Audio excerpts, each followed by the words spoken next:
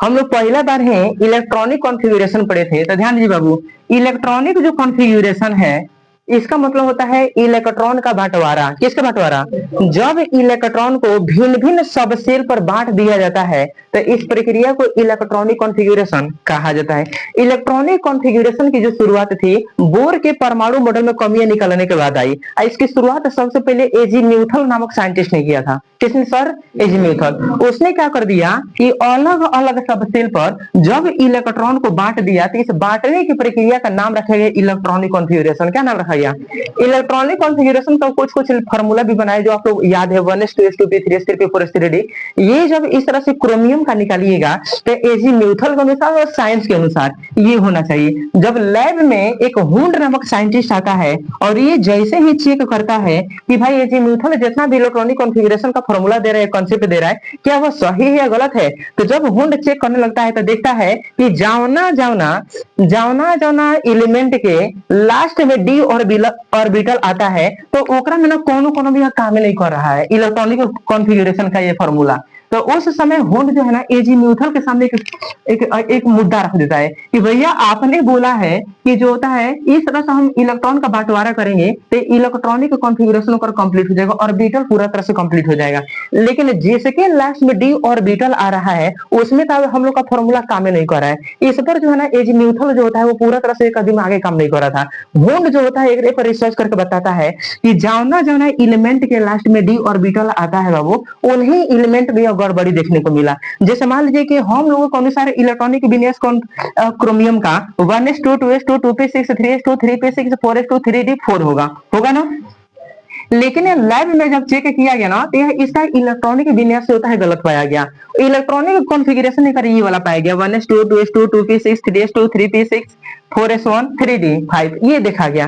वही क्रोमियम का जब चेक किया गया तो देखिएगा 1s2 2s2 2p6 3s2 3p6 4s2 3d9 यह हम लोगों के अनुसार आया, लेकिन यह गलत निकला क्योंकि जब लैब में इस तरह का बनाया गया हुंड के द्वारा तो 1s2 2s2 2p6 3s2 3p6 4s1 3d10 पाया गया। यहाँ पर हुंड जो है एक बात समझ में आ गया ये कंडीशन तब फ्लो आ रहा है जब डी ऑर्बिटल पर इलेक्ट्रॉन या तो 4 हो रहा है या तो डी ऑर्बिटल पर इलेक्ट्रॉन 9 हो रहा है। एक समझ में आ गया कि डी ऑर्बिटल पर ना ये 5 इलेक्ट्रॉन खोज रहा है, चाह रहा है, और डी ऑर्बिटल जो है वह 10 इलेक्ट्रॉन चाह रहा है। इसीलिए 5 इलेक्ट्रॉन हो जाएगा तो यह ज्यादा स्थायी हो जाएगा, 10 इलेक्ट्रॉन हो जाएगा एक ऊपर तो यह ज्यादा स्थायी हो जाएगा। इसलिए उन्होंने एक कॉन्सेप्ट बना दिया। ध्यान दीजिएगा, अगर मान लेते हैं डी के पावर 1 to 4 होता है क्योंकि 5 पर यह ज्यादा अस्थायी हो जाता है। अगर डी के पावर 1 to 4 होता है मतलब डी ऑर्बिटल पर इलेक्ट्रॉन 1 से 4 होता है, यह बहुत कम अस्थायी होता है कौन के तुलना में? डी के पावर 5 की तुलना में। अब डी के पावर 5 जो होता है यह बहुत ज्यादा अस्थायी होता है। अस्थायी का मतलब होता है किंग एटम बन जाता है, उसको किसी के साथ बॉन्ड बनाने की आवश्यकता नहीं पड़ती है। इसीलिए इसको हम पढ़ेंगे बाबू लेस अस्टेबल। क्या पढ़ेंगे? Less astable. हिंदी में क्या पढ़ेंगे? कम अस्थायी। आगे सुनते रहिएगा। इसको हम पढ़ते हैं बाबू मोर अस्टेबल। क्या पढ़ेंगे? मोर अस्टेबल। एक क्या पढ़ेंगे? अधिक अस्थायी। याद रखिएगा। आगे उन्होंने पता लगाया कि यह उन्हीं एलिमेंट में काम कर रहा है जावना के लास्ट में डी ऑर्बिटल पर 4 इलेक्ट्रॉन हो रहा है या डी ऑर्बिटल पर 9 इलेक्ट्रॉन हो रहा है। तो इन्होंने अनुमान लगा कि यह भी बताया डी के पावर यदि 6 से 9 कर दिया जाएगा तो यह कम अस्थायी होगा कौन के तुलना में? डी के पावर 10 के तुलना में। यह बताए कि डी पर जो होता है आप जानते हैं, हमें ये बता दीजिए एस पर कौन इलेक्ट्रॉन होता है? 2 गो, पी पर 6 गो, डी पर 10 गो, एफ पर। बाबू यह जो घटना थी इलेक्ट्रॉनिक विन्यास का जो लैब में देखा गया यह सिर्फ डी ऑर्बिटल पर देखा गया। किस ऑर्बिटल पर? डी ऑर्बिटल पर। बाकी एस, पी और एफ पर नहीं देखा गया। इसीलिए डी ऑर्बिटल में इलेक्ट्रॉनिक कॉन्फ़िगरेशन कैसे होगा इसके लिए हुंड ने एक नियम बनाया जिसको हुंड का नियम कहा गया। अब बताइए एक में कौन ज्यादा स्थायी होगा? ये आंशिक पार्शियल भरा हुआ या कंप्लीट भरा हुआ? कंप्लीट भरा हुआ तो ये कम अस्थायी होगा। तो क्या पढ़िएगा? Less astable. क्या पढ़ेंगे सर? Less astable. एक क्या पढ़िएगा? मोर अस्टेबल। एक पढ़ेंगे मोर स्टेबल।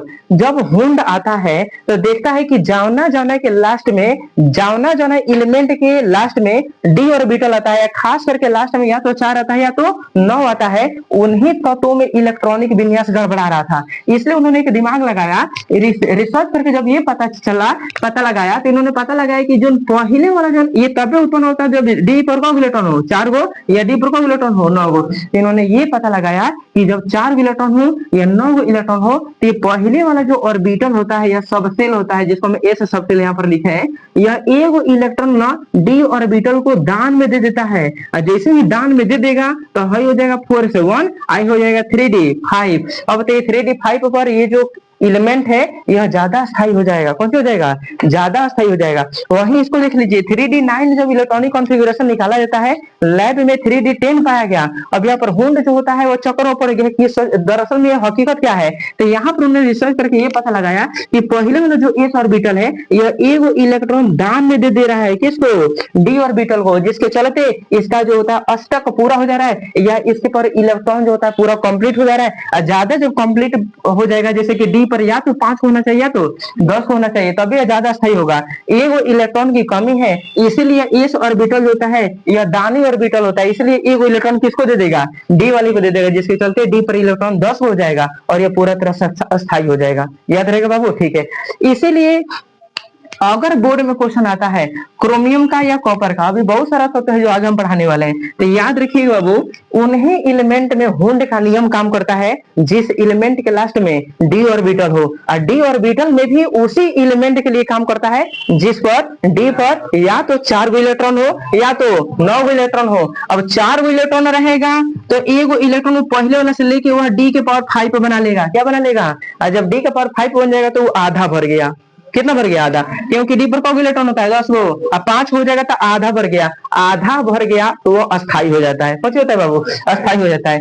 अगर डी के पावर 9 गो इलेक्ट्रॉन आ जाता है तो यह पहले वाले में से एक इलेक्ट्रॉन और ही लेता है, और डी के पावर कितना हो जाता है? 10 हो जाता है, और यह ज्यादा अस्थायी हो जाता है। इसीलिए यह उन्हीं तत्वों के लिए काम करेगा जावना के लास्ट में डी पर या तो 4 इलेक्ट्रॉन हो या तो 9 इलेक्ट्रॉन हो। इसलिए एक इलेक्ट्रॉन यह ले लेगा और तब अपना जो होता है ऑर्बिटल पूरा तरह से कंप्लीट कर लेगा। अब किसी बच्चा के दिमाग में ये आ रहा होगा कि ये 4s2 है और ये 3d8 है, तो क्या 2 इलेक्ट्रॉन एक साथ लेकर के पूरा नहीं कर सकता है? नहीं, यह 3d8 पर यह कंप्लीट हो वो वैसे ही पाएगा जो लैब में आ रहा था। तो इसमें कोई भी गड़बड़ी देखने को नहीं मिल रहा था बाबू। यह गड़बड़ी उन्हीं तत्वों के लिए था जाने के लास्ट में डी पर 4 इलेक्ट्रॉन हो या डी पर 9 इलेक्ट्रॉन हो। देखा में कोनो गड़बड़ी नहीं था, तो हम एक ऑर्बिटल कंप्लीट क्यों करेंगे?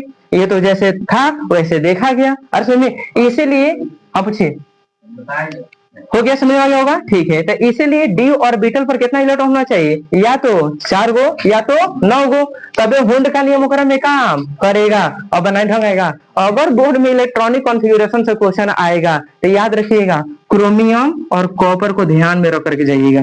याद रहेगा? ठीक है। ये सारे क्वेश्चनों में भी वही क्वेश्चन है हमारे ओर से, याद रहेगा? ठीक है, आएगा ढंग? ठीक है। देखिएगा, अभी हम लोग ना नॉर्मल एलिमेंट का इलेक्ट्रॉनिक कॉन्फ़िगरेशन निकाले हैं, ठीक है, लेकिन आपके बोर्ड में ना अधिकांश चांस बनता है कि इनर्ट गैस का पूछा जाएगा। किसका? इनर्ट गैस का। बार बार क्वेश्चन इनर्ट गैस का आता है। तो यहाँ पर देखिएगा, हाला मत करिए, इलेक्ट्रॉनिक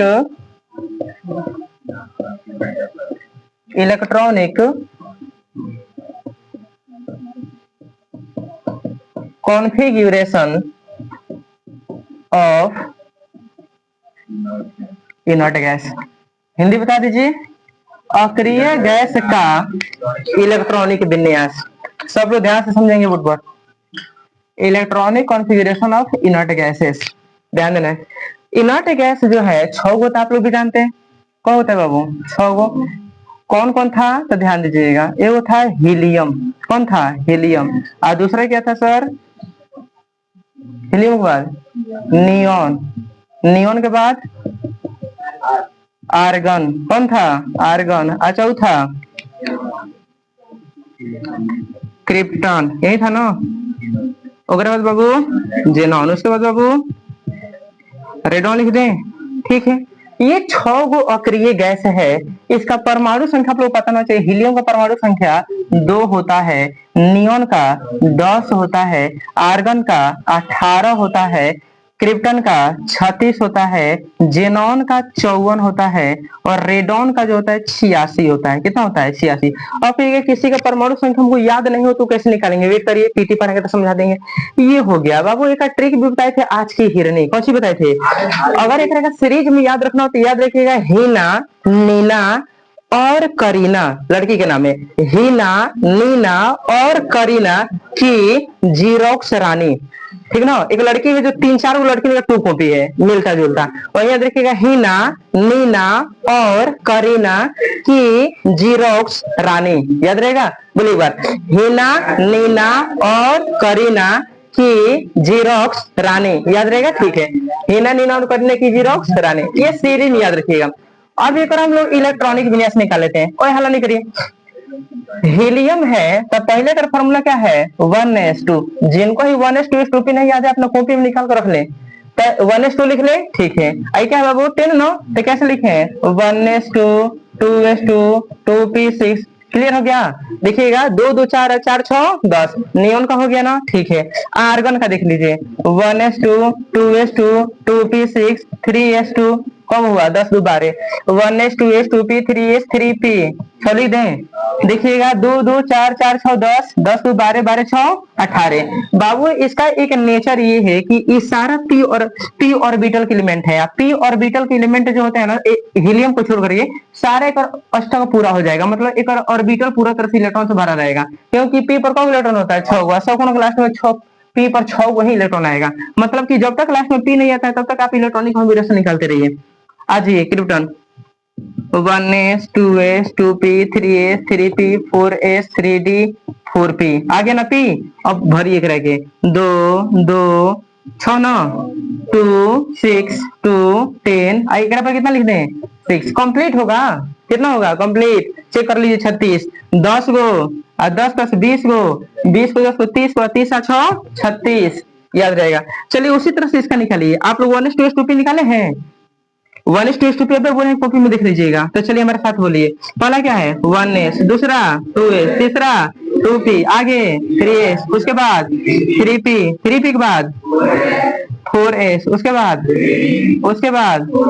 आगे 5s, उसके बाद 4d, उसके बाद 4d के बाद याद नहीं है। 1s 2s 2p 3s 3p 4s 3d 4p 5s 4d। 4d के बाद देखिए क्या है, क्योंकि हम लोग को p तक पहुंचना है, तो हम लोग इसके बाद पढ़ेंगे 5p। p आ गया ना बाबू? इसको तब तक लिखते रहिएगा जब तक कि p ना आ जाए, पहुंचे ना जाए p, क्योंकि सारा p ऑर्बिटल एलिमेंट है। भरिए 2 2 6 2 6 2 10 6 2 10 6। कंप्लीट हो जाएगा। अरे सही में गिन लीजिए, 10 गो और 10 गो 20, 20 10 30, 30 गो और 6 गो 36, 36 को 38, 38 गो और 10 गो 48, 48 को 6 8 14 54 गो। याद हो गया? वह 1s 2s वाला निकाल के एक तरह का फिर से p तक पहुंचाइए तो 86 तक जाना है। कहां पे जाना है? तब 5p के बाद देखिए p कौन आ रहा है, तो बोलिए 1s 2s 2p 3s 3p 4s 3d 4p 5s 4d 5p 6s 4f 4f 5d 6p। p आ गया ना? तो जब p आ गया तो रुक जाइए। भरी एक रखे 2 2 6 2 6 2 10 6 2 10 p पर 6 गो, s पर 2 गो, f पर 14 गो, d पर 10 गो और p पर 6 गो। इतना इधर करेगा, लास्ट में कर ऑर्बिटल पूरा तरह से कंप्लीट भरा रहेगा। याद रहेगा बाबू? इनर्ट गैस का इलेक्ट्रॉनिक कॉन्फ़िगरेशन पूछा जाएगा तो आपको ना, अब हम बोले थे शुरू में 10 याद रख लीजिएगा 3d तो याद है 1s 2s 2p 3s 3p 4s 3d। आपको ना हाल फिलहाल में फिर से यहाँ पर 6p तक याद रखना पड़ेगा। कहां तक? 6p। एक दिन थोड़ा याद करना है, अभी कितना समय लगेगा, एक हम लोग रोज जरूरी पढ़ेंगे, याद हो जाएगा। ठीक है ना? चलिए, इनर्ट गैस का आपको इलेक्ट्रॉनिक कॉन्फ़िगरेशन निकालना ढंग आएगा? ठीक है, आएगा ढंग ना? ठीक है, उतरिए पे। हम लोग जानते हैं सब सेल की संख्या कब होती है? 4 गो, जिसको एस टी डी एफ बोलते हैं, पता है ना? ठीक है, ध्यान देना है सब लोग, ध्यान दीजिए बोर्ड पर। यहाँ पर हम लोग 4 गो सब सेल पढ़ लिए हैं, नोट करके याद रखिएगा। पहले लेखा नाम क्या है एस, दूसरा नाम पी, डी, आगे बाबू एफ। थोड़ा सा ध्यान देना है बाबू, एस जो सब सेल है यह इलेक्ट्रॉन को ना दान करने में बड़ा माहिर होता है, यह चटपट किसी को भी इलेक्ट्रॉन दान में देता है, इसीलिए एक हम ना डोनर सब सेल पढ़ेंगे। क्या पढ़ेंगे सर? डोनर सब सेल। डोनर सब सेल का मतलब होता है बाबू, डोनर सब सेल का मतलब होता है, डोनर सब सेल का मतलब होता है दाता उपकक्ष। क्या बोलेंगे? दाता, दान देने वाला। बाबू एक हम नॉर्मल पढ़ेंगे। क्या पढ़ेंगे? नॉर्मल सब सेल पढ़ेंगे। नॉर्मल सब सेल पढ़ा जाएगा, सामान्य उपकक्ष, कौन से लेना देना नहीं है। डी का मतलब देखिए ना, हर बार इलेक्ट्रॉन को खींच रहा है, खींच रहा है ना, कोई इलेक्ट्रॉन कौन से ले रहा है और देख रहा है दान कर रहा है तो भीख मांगा बन जा रहा है, तो कुछ कहेंगे एक्सेप्टर। क्या पढ़ेंगे सर? एक्सेप्टर सब सेल। हिंदी लिखवा देंगे बोल बोल के। क्या पढ़ेंगे सर? एक्सेप्टर सब सेल। एक याद रखिएगा, सबसे लखेरा एक सब सेल कहा जाता है, इसको याद रखिएगा, बदमाश कहा जाता है, राउडी, राउडी सब सेल। एक बदमाश उपकक्ष कहा जाता है, समझ में बड़ी लतखोर है। एक ना, एक हम कौन सी बोलेंगे? रावड़ी सब सेल, याद रहेगा, ठीक है। थोड़ा सा और आगे आइएगा सर जी, हम लोग देखे हैं यहाँ पर इलेक्ट्रॉनिक विन्यास हम लोग निकाले हैं अक्रिय गैस का। बाबू अक्रिय गैस का गो 6 गो, कौन कौन होता है बाबू? हीना, नीना और करीना की जीरोक्स रानी। ये होता है ना बाबू। एक परमाणु संख्या कितना होता है बता दीजिएगा। इसका परमाणु संख्या 2, इसका परमाणु संख्या 10, इसका 18, इसका 36, इसका 54, इसका 86। ये होता है ना। और खूब बढ़िया से सुनिएगा, यहाँ से आप लोग का आईआईटी का क्वेश्चन आएगा, ध्यान दीजिएगा।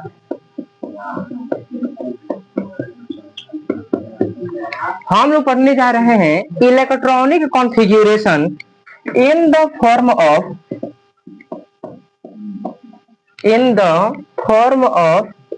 Inert gas. क्या पढ़ेंगे sir? Electronic configuration in the form of inert gas. याद रहेगा, मतलब कि हम लोग इलेक्ट्रॉनिक विन्यास निकालेंगे, लेकिन किसके फॉर्म में? इनर्ट गैस के फॉर्म में। एकदम आसान है, देखिएगा, ध्यान दीजिए। एग्जाम्पल पहले देखिए, एग्जाम्पल देखिए बाबू, ठीक है। यहाँ पर अगर हम कह दें कार्बन का इलेक्ट्रॉनिक कॉन्फ़िगरेशन इनर्ट गैस के हिसाब से निकालिए, ठीक है। तो सबसे पहले कार्बन का इलेक्ट्रॉनिक कॉन्फ़िगरेशन आप जैसे निकालते आए हैं वैसे निकालिए। चलिए देखिएगा, 1s2 2s2 और 2p, क्या बोलते हैं? 4 लिख देना, तब है ना 6 होगा। अरे यहाँ पर 2 होगा, कितना होगा? 2। अब सही है, ठीक है। आप लोग बोल नहीं करते, हम गलती लिख देते हैं। 1s2 2s2 2p 2, जानबूझकर हम गलती करेंगे, हम सुधारना है आप लोगों को। कार्बन C6, तो क्या लिखेंगे? 1s2 2s2 2p 2। अब हमें ये बता दीजिए कि कार्बन के नीचे कौन अक्रिय गैस है? हीलियम। कौन है बाबू? हीलियम। हीलियम का इलेक्ट्रॉनिक कॉन्फ़िगरेशन क्या होता है? 1s2। अगर कहीं 1s2 नजर आवे, अगर कहीं बाबू 1s2 नजर आवे, तो 1s2 किसका इलेक्ट्रॉनिक कॉन्फ़िगरेशन होता है? हीलियम का। तो इसके जगह पर हम हीलियम He2 तो लिख सकते ना, लिख सकते हैं। क्या बच गया? 2s2 2p2। ये हो गया बाबू electronic configuration of carbon in the form of inert gas. Carbon का इलेक्ट्रॉनिक विन्यास अक्रिय गैस के रूप में, ये हो गया। नहीं समझ में आया? सेकंड देखिए, ध्यान देना बाबू। अगर हम कह दें सोडियम Na11, अगर इसका इलेक्ट्रॉनिक कॉन्फ़िगरेशन निकालने के लिए कहा जाता है, जैसे आप निकालते हैं वैसे निकालिए, तो ये हो जाएगा 1s2 2s2 2p6 3s1। ये ना होगा 10 1 11। अब बताइए ना, सोडियम से जस्ट नीचे, अच्छा सोडियम के नीचे देखना है, ऊपर नहीं देखना है, क्योंकि मान लीजिए सोडियम यानी 11 हो गया, तो एक आप ऊपर देखिएगा तो कहां हो पाएगा आगे? एक नीचे देखिएगा तब ना लिख करके चला जाएगा। तो बताइए ना, सोडियम के जस्ट बगल में या नजदीक में कौन सा इनर्ट गैस होता है? नियॉन। कौन होता है बाबू? नियॉन। और नियॉन का इलेक्ट्रॉनिक कॉन्फ़िगरेशन क्या होता है बताइएगा? 1s2 2s2 2p6, ये ना होता है। अगर कहे बाबू, अगर कहीं सोडियम का निकालना हो तो 1s2 2s2 2p6 1s2 2s2 2p6 यहाँ तक अगर दिखाई देता है तो हम एक जगह पर हम नियोन तो लिख सकते हैं। क्या लिख सकते हैं? नियोन। तो हम इसके जगह पर हम लिख देंगे Ne10। ये नियोन हो गया ना, 10 तक हो गया, क्या बच गया? 3s1। तो 10 गो एगो 11 गो। ये किसके रूप में हो गया है? इनर्ट गैस के रूप में किसी भी एलिमेंट का इलेक्ट्रॉनिक कॉन्फ़िगरेशन। समझ में आ गया होगा? ठीक है। तीसरा देखिए, आगे देखिएगा, अगर हम लिख दें, जैसे मान लेते हैं कि कैल्शियम 20, कैल्शियम 20 लिख देते हैं। अगर इसको हम ना इनर्ट गैस के फॉर्म में लिखना हो तो हम कैसे लिखेंगे? जैसे 1s2 2s2 2p6 3s2 1s 2s 2p 3s 3p 4s 4s। चलिए भरी पहले 10 10 2 12 12 6 18 18 या 2 20 10 और 10 10 20 भर गया ना बाबू। कैल्शियम के जस्ट नीचे या कैल्शियम के नीचे कौन सा इनर्ट गैस होता है? इसका नाम है आर्गन। क्या नाम है? आर्गन। आर्गन 18 तक ना, कहां तक? 18 तक। 18 तक कहां तक पूरा है? 2 2 4 6 10 2 12 12 6 18 यहाँ तक 18 पुग रहा है, यहाँ तक 18 पुग रहा है ना। तो इसके जगह पर हम क्या लिख देंगे? हम लिख देंगे आर्गन 18। 18 ही तक पुग रहा है ना, क्या बच जा रहा है? 4s2 18 2 20 हो गया। ढंग आएगा? ठीक है। नहीं समझ में तो एक और देख लीजिए, अगर हम कहा दे सर Zn30 किसका निकालते हैं? Zn30 का। तो Zn30 का इलेक्ट्रॉनिक कॉन्फ़िगरेशन निकालेंगे इनर्ट गैस के हिसाब से। तो बताइए 1s 2s 3s 1s 2s 2p ना, 1s 2s 2p 3s 3p 4s 3d। ये डी ऑर्बिटल के एलिमेंट है। ऐसे कर लेते हैं, 2 2 4 6 10 10 2 12 12 6 18 18 2 20 20 में कितना जोड़े? 30 हो जाएगा। डी पर तो 10 किलोमीटर रह ही सकता है क्योंकि 14 गो होता है। कब होता है? 14 गो। अब बताइए ना सर, एक नीचे कौन सा इनर्ट गैस होता है? अब बताइए ना, नीचे कौन सा? 18 ना, कौन? 18। तो देखिएगा 10 गो, 10 2 12 12 6 18 पी तक जाएंगे ना। ये पी तक किसका होगा बताइए? पी तक आर्गन का होगा। किसका? आर्गन का। तो यहाँ पे लिख देंगे बड़ा ब्रैकेट में आर्गन 18। 18 के बाद क्या बच गया बताइए? 4s2 3d 10। याद रहेगा? ठीक है। चलिए एक और हम लोग देख लेते हैं, क्वेश्चन नंबर 5। एक और लेते हैं हम लोग यहाँ पर।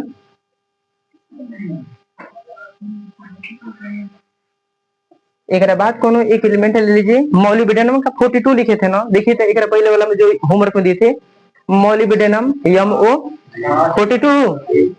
तो यहाँ पर हम लोग लिख देंगे मॉलिब्डेनम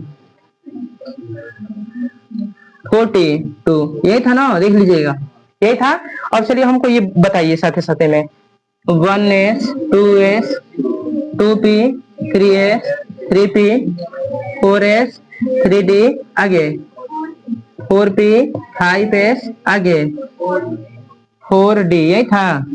अब इसको भरिए ना सर, 2 2 4 2 6 2 8 8 गो 6 गो 14 2 ठीक है, बराबर है ना। आई कितना होगा? 10 6 2 तो कितना हो गया? 10 10 20 10 30 30 36 36 को 2 38 38 में कितना जोड़ दे? 42 हो जाए तो 4 गो। यहाँ पर 4 हो गया ना बाबू। ठीक है। अब हमें ये बता दीजिए, मॉलिब्डेनम के जस्ट नीचे कौन सा इनर्ट गैस पाया जाता है? क्रिप्टन। 36 तक लेना, तो 36 तक ले पाया जाता है। तो जोड़िए ना सर, हमें कितना कम कर जाएगा ताकि 36 हो जाएगा 42 में से? 2 2 4 2 6 कहाँ गड़बड़ा गया है?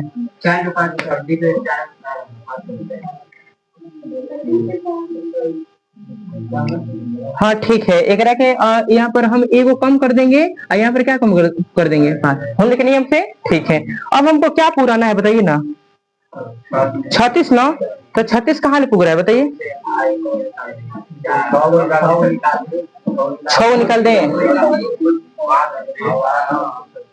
4p तक हो जाएगा ना।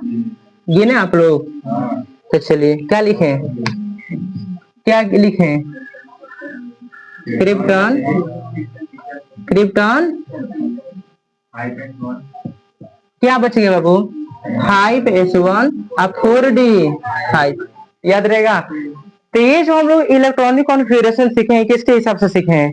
ई नॉट गैस के हिसाब से सीखे हैं, याद रहेगा। चलिए अगर एक और बनाने का मन है, ध्यान दीजिएगा बाबू, अगर हम बना दें नाइट्रोजन का, किसका बाबू? नाइट्रोजन। तो आप लोग को ना ऐसे ही अभी दे रहे हैं होमवर्क में बना के लाइएगा। बताइए नाइट्रोजन NH7 हो गया, ई नॉट गैस हमेशा जो पूछा जाएगा ओकरा नीचे से ले लीजिएगा। कौन एकरा नीचे है? ऊपर चल जाइएगा तो बचेगा कैसे? तो यहाँ पर होते ही क्या हो जाएगा? 1s2 2s2 और 2p 3 ना, तभी ना साथ होगा। अब बताइए ना नाइट्रोजन से नीचे कौन सा यूनिट गैस आता है बाबू? हीलियम। हीलियम के लिए कितना दो ना, तो ये ही हो गया, ये ना हो गया। तो इसके ऊपर हम क्या लिख देंगे? हीलियम लिख दे, हीलियम 2, क्या बच जाएगा? 2s2 2p3 आएगा। तो हम एक और बना देते हैं बाबू। अगर हम कह दें मैग्नीज का नहीं ना बना है, चलिए Mn25 आएगा ढंग। मैग्नीज का बना लीजिएगा, अस्थाना के है तो लीजिएगा, आर्गन का बनेगा। तो आप लोग क्या करिएगा sir, electronic configuration in the form of inert gas, यानी इनर्ट गैस के रूप में, अक्रिय गैस के रूप में इलेक्ट्रॉनिक विन्यास बना के लाइएगा। शुरू से आप लोग 60 गो एलिमेंट बना के लाइएगा। कब एलिमेंट? 60 गो। याद रहेगा, देना तो चाहिए हमको 80 गो, लेकिन अभी हम कितने दे हैं? 60 गो दिए हैं। 60 गो जरूर बना के लाइएगा, याद रहेगा। और घर पे जब भी एक बनाइएगा तो बोल बोल बनेगा, 1s2 2s2 2p ऐसे बोलिएगा, याद हो जाएगा। इन्हें की कॉपी में देख देख करके जब भी बनाते ऐसे बोलिए 1s2 2s2 2p6 3s2 3p6 ऐसे याद हो जाएगा। बार बार बोलते बोलते याद हो जाएगा। इसको रटना नहीं है, याद हो जाएगा बनाते बनाते, याद रहेगा। कहाँ तक बना के लाइएगा? कल 60 तक उतरिए।